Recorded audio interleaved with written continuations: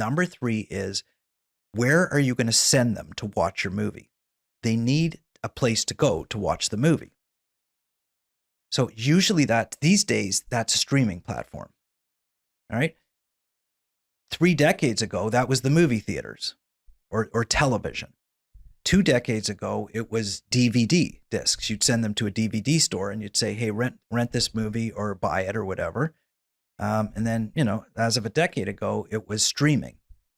It's going to be available on the following streaming platforms. We want you to rent it, download it, or watch it. So these days, there are more or less 3 options in streaming.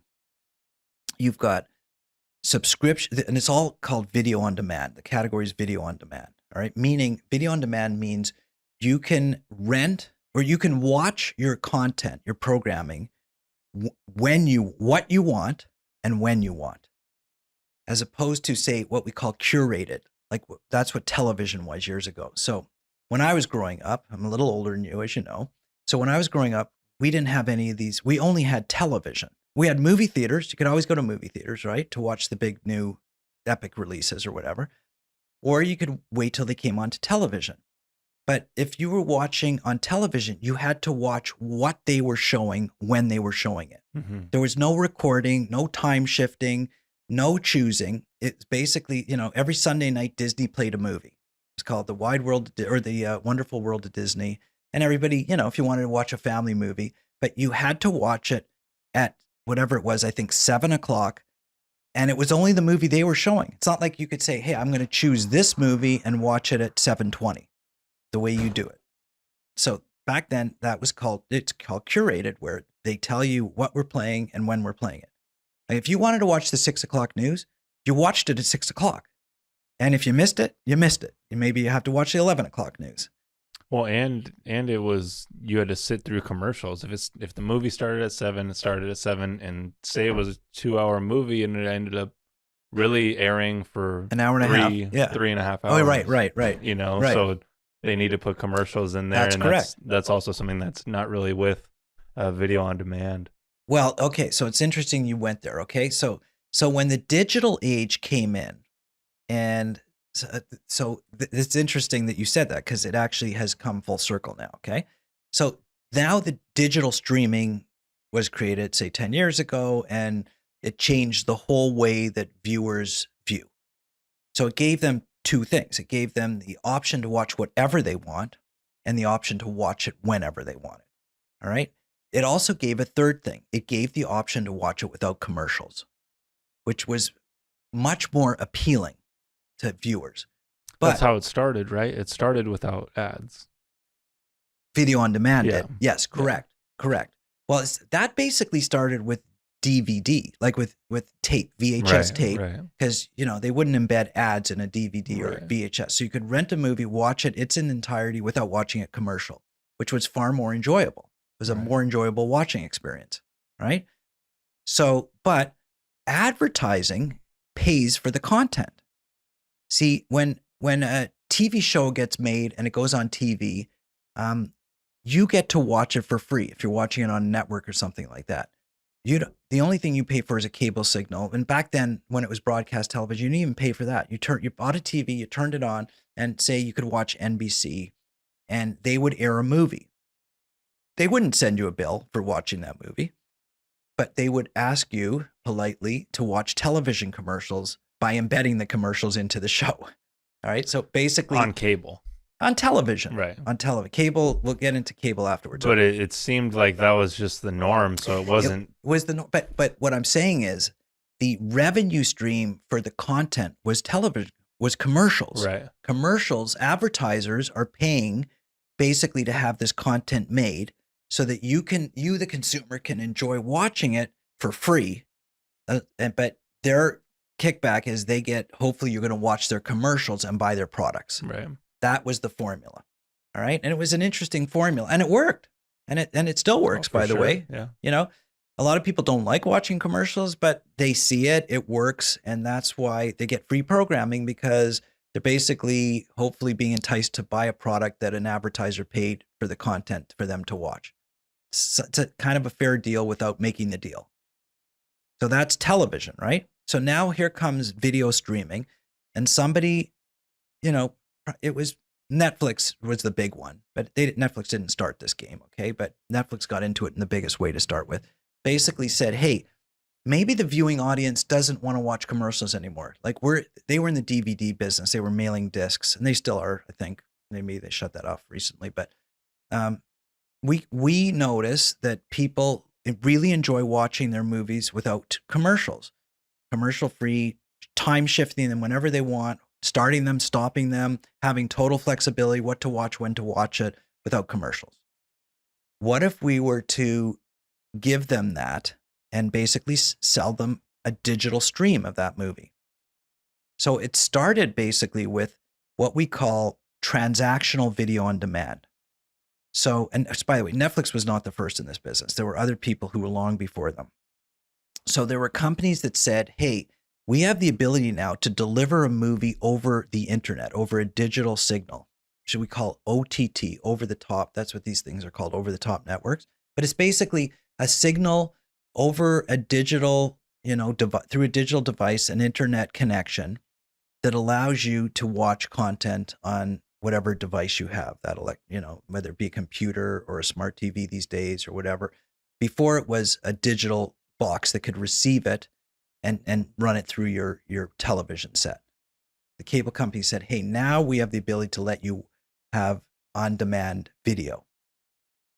So when that happened, they said, but we're not going to be getting any advertising revenue, so we're going to have to charge you a fee. So if you want to watch this epic Spider-Man movie in the comfort of your home, when you want to watch it, you're going to need to pay, say, $5.99 to rent it, to stream it. I just made that price. It might have been $10.99 back then or whatever it was. All right. Or we can also give you the option to buy it, meaning you can download it to your device and watch it as many times as you want. And that'll be, I don't know, $14.99 to buy it. The prices have changed all over since, for years. They keep changing. So, well, I think it depends on the demand of the movie. Yeah, the demand. If it's a very popular one, it's going to be like $15-$20 to buy it, brand new. Versus if it's an older movie, it may go for $10. Yeah, or less. And it depends if you want to own it to restream it over and over again, or you just want to rent it for 48 or 72 hours, whatever they allow you to do it for. All right. But the fact is, you didn't have to go to a video store. You could just basically type it into your device, whatever you're using, and get it to come through digitally to watch it digitally, and had all the choice in the world, but you paid. And everybody was kind of comfortable with that. It was not only were they comfortable, it was super convenient. It was great. Hey, I don't have to drive to a Blockbuster store anymore. I can just sit on my couch and look at a menu of 10,000 movies, choose whichever one I want, when I want, type it in, gets billed to my account and with my credit no card. Ads. No ads, and I can stop it and start it and do it when I want. It was wonderful. I mean, for 48 hours. Yeah. Okay, but that's fine. And by the way, at the beginning, you couldn't stop it and start it. The movie would start and you had to play it. Yeah, at the beginning. Then, you had to play it and yeah. You couldn't rewind? No. At the beginning, when it first started, would be like, you ready? Sit down. You ready? Go. Okay. Go to the washroom before, blah, blah, blah. When you push go. Okay. But then very soon thereafter, they had the ability to stop and start and rewind and do that kind of stuff. All right. So that's all technology. All right, so that was called what we call transactional video on demand. And it still exists. I mean, the big player in that market was Apple through their iTunes platform, which is now called Apple TV, their app, but used to be called iTunes. And they got into that business in a big way because they're already in the music business. So they were selling songs that way through iTunes if you wanted to download music. And then when streaming got a little bit more robust, they said, hey, let's do movies. And they were the biggest player in that. And then, of course, Amazon got into the game and they became a huge player. And there's a lot of huge players. Vudu, and I can name 10 really big. HBO Max. No, that's a different thing. This is transactional. So transactional means if you want to watch it, you pay an individual price for you're transacting that movie and that movie only. Okay. You want to watch And Spider-Man? Netflix is not included then. Nope. Netflix is Okay. Netflix is not a transactional platform. Some of them are both though. We're going to get to that. Okay. We got to build this. We're going to go slowly. Okay. So the transactional platforms began first. It was, and a lot of them were the cable companies. Basically, hey, I have Time Warner Cable in my house. They offer the ability, that you can watch all the channels that they offer, as part of your cable package. But you could also go to their video on demand streaming channel or many channels, and you could download movies and they would send it to you. So the cable companies were first kind of big players in that. Then outside companies got into that. Some of them were free though. Some of them were free. They offered on demand. Yeah. Correct. Some were free on demand because that was part of their cable package to attract you, and some you had to pay for. But then outside companies who didn't have the television cable signals got into it and said, hey, just do it through your device, not through your cable TV or whatever, and you can download and stream. And we're offering better pricing, bigger variety, all this kind of stuff. Like iTunes. iTunes was the player, right? So that was, if I want to watch a movie, I know I can rent it for, say, $4.99 for 48 hours and do it that way. And I can transact that movie. So we call it transactional video on demand. TVOD is the term we use in the industry. Okay, then somebody came along, and it was somebody before Netflix, but Netflix gets credit for all this. And they say, hey, wouldn't it be kind of neat if we had a club? Let's create a club where, because people like to watch these movies and they like to watch it commercial free and time shifted. And this is working. This is working well. But, if you watch 10 movies a month at $5, that's $50 a month. That's, a lot of money, and you're getting good value and they're great movies and everything like that. But wouldn't it be kind of cool if we could offer, say, a whole bunch of movies, join our club, pay a monthly fee of, say, I don't know, $15 a month to be a member of our club, and we'll have 10,000 movies in our club, and you can watch whatever you want, as much as you want for the entire month for your membership fee. Otherwise known as a subscription fee. So the idea of subscription video on demand was born, which we call SVOD, subscription video on demand. And Netflix became the big leader in that, saying, hey, instead of doing single transactions, pay us a monthly fee. We'll give you a ton of programming, and you can watch as much or as little as you want, unlimited throughout the entire month. And just keep paying us that monthly fee, and we'll just keep putting great programming on, and hopefully you'll have enough to enjoy. And that became really good value. People said, wow, they have lots of decent movies and TV shows and all this kind of stuff, and I can watch it all for $10 a month or whatever it was at the time, or 15. And that's great value because, before I was spending $40 or $50 a month renting individual stuff. Now I got this membership, this subscription, where I get way more programming and way better value. So all of a sudden, people said, wow, let's do this. This is really good. And when Netflix first started, they didn't make anything. They were just a delivery service. They basically said, hey, we have this streaming platform. We're going to get all this great product from the people who actually make it, which is primarily the movie studios, like Warner Brothers and Universal and Fox and all the big Disney who are making the movies. We're going to get them to give us their movies and put it on our platform, and you can watch them there. How would they get the studios to do that if they didn't have any money? Well, okay, that's two questions. One is, how did they get the studios to do that? And two is, how did they do it without money? So the money was that's like anything else in business. It's basically, we will give you, at first, there might have been a profit share. It might have been, hey, if we get this many viewers, we'll give you this much money. As we collect the viewers, we'll take a share of it. You take a share of it and then it got to the point where they got so many subscribers. Then they also had, they all of a sudden had a big pool of money, and they would say, hey, we'll give you this amount of money up front. Yeah. We'll guarantee this amount of money for this period of time. This is your license fee. Yeah. Okay. So there were two models. You could do revenue sharing with the content provider, or you could just do a flat fee. And ultimately now it's primarily a flat fee. It's evolved many times. All right. But that's how they did it. Now here's the bigger question you should ask. Why did the studios give them the product? The answer is because this was relatively new technology, and the studios didn't have this technology. They basically said, hey, this is another audience that we could tap into. And it looks like these Netflix people know what they're doing, and they have, really good service, and it works well. And they were one of many, right? And Well, it's just another income stream for the studios. Correct. It is. And it worked really, really well. But Netflix built their business on the backs of the studio's product. Wow. Because they didn't have any product. They didn't make anything. There was no such thing as a Netflix original back then. It was all studio product. And, an independent product, and just people who were making decent stuff.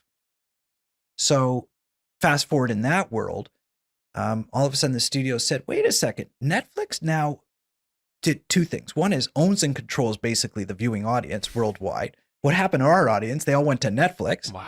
And two, they said Netflix now, because they have such a big audience and so much money, is now making their own programming, and they're competing with us now as content creators.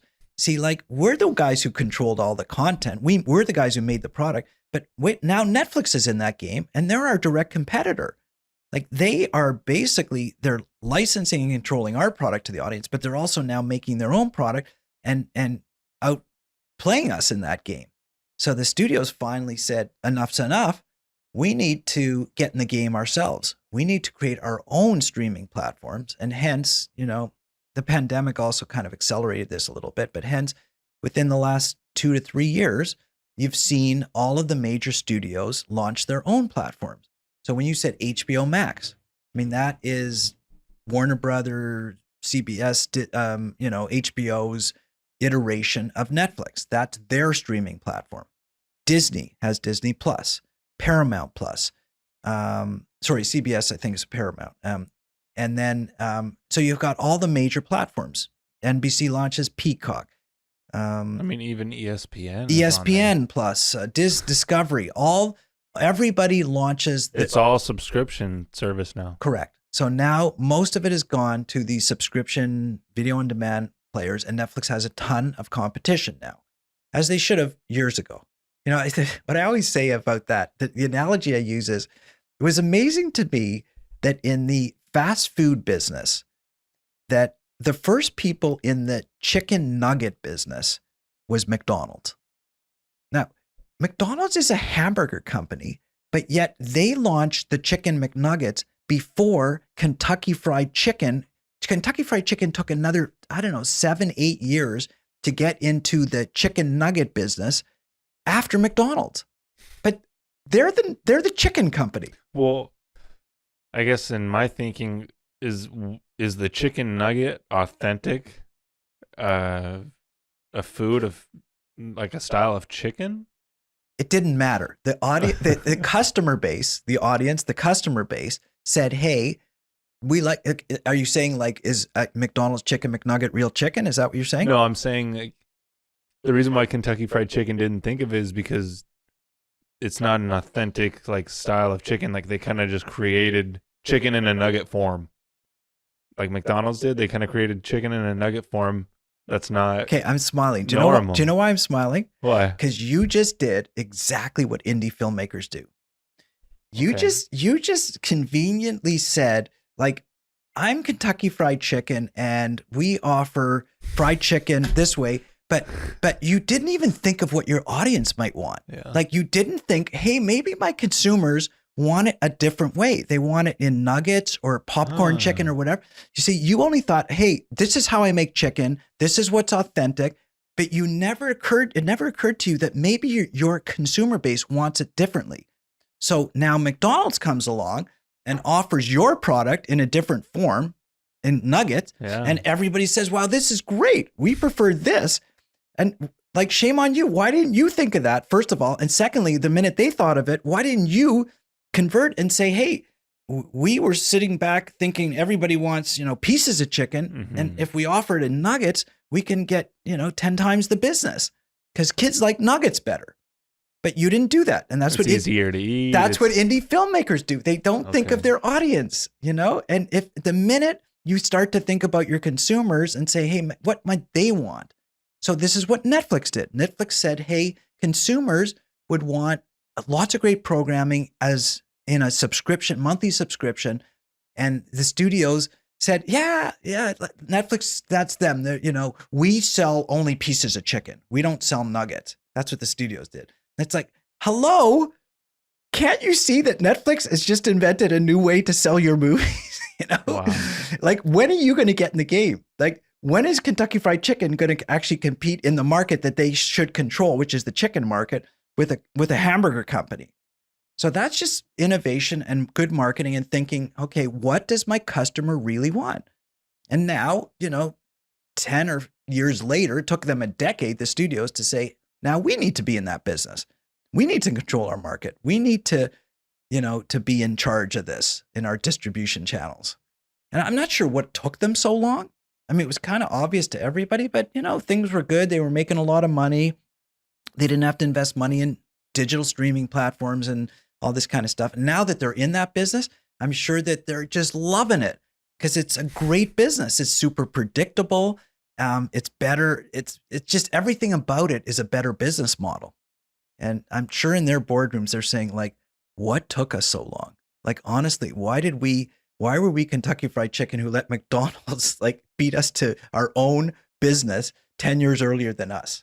And I use that as an example. Okay. But there's tons of marketing examples like that. So anyways, that's subscription video on demand. And that is for consumers. That's the greatest thing that ever happened. I mean, think of let's just look at one. I'm going to look at Disney Plus, right? Disney Plus. I don't know what it is these days. It might be $6.99, $7 a month or something like that.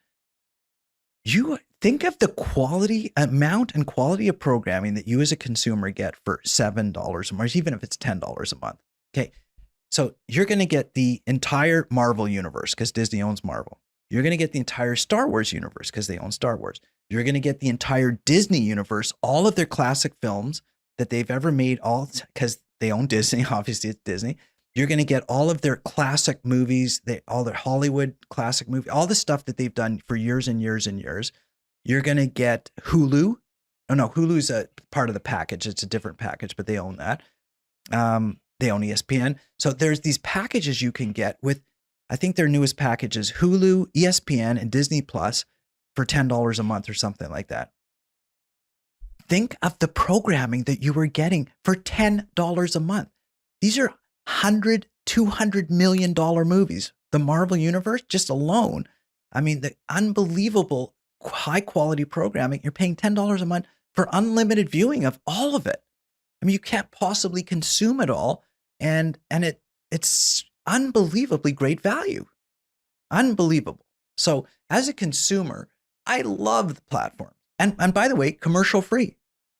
Now, you said, okay, some of them are hybrids, which we'll get to in a second. All right. So, but just to touch on that first,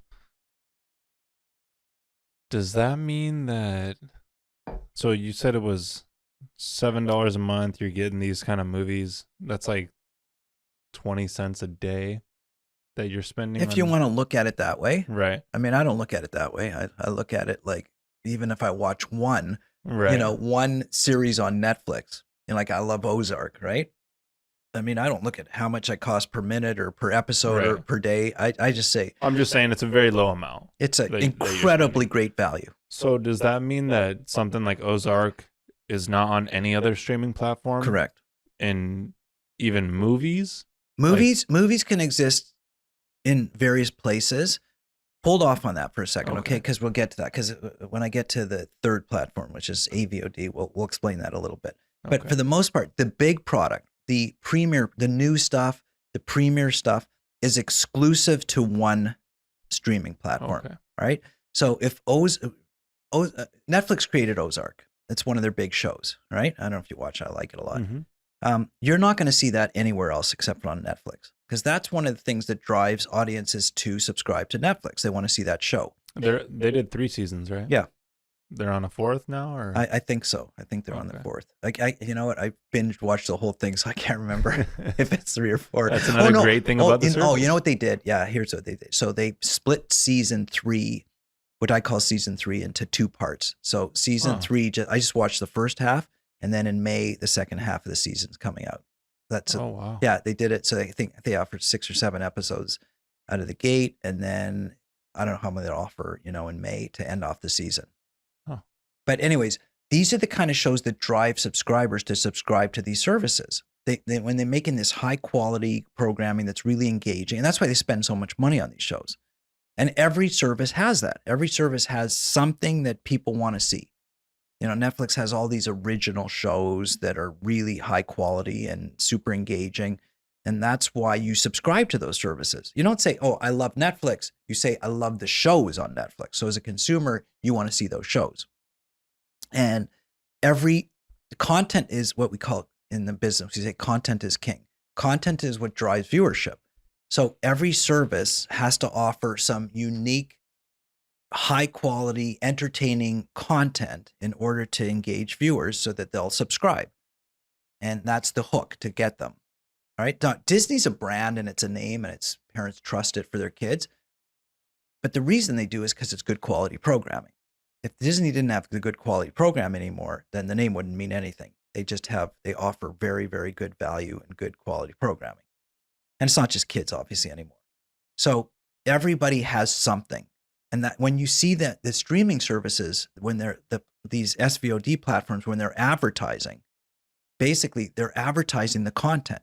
So like Paramount Plus came out and I forget, they advertised like Beavis and Butthead, and they did it on the Super Bowl last year. They had all these commercials and they basically showcased their big product to say, hey, if you want to watch this product, you have to watch it here.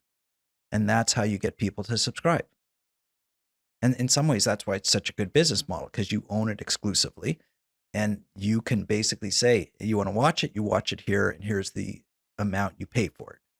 And from their point of view, it's really good because it's predictable revenue, because they know they're going to get these monthly subscribers month after month after month. And they know, as opposed to opening a movie in the theaters or something, you're not sure. You hope that people are going to come, but you're not sure. With a subscription monthly service, you're pretty darn sure they're going to keep subscribing month after month as long as you give them decent programming. So really good business model. Anyway, so that's subscription video on demand. All right.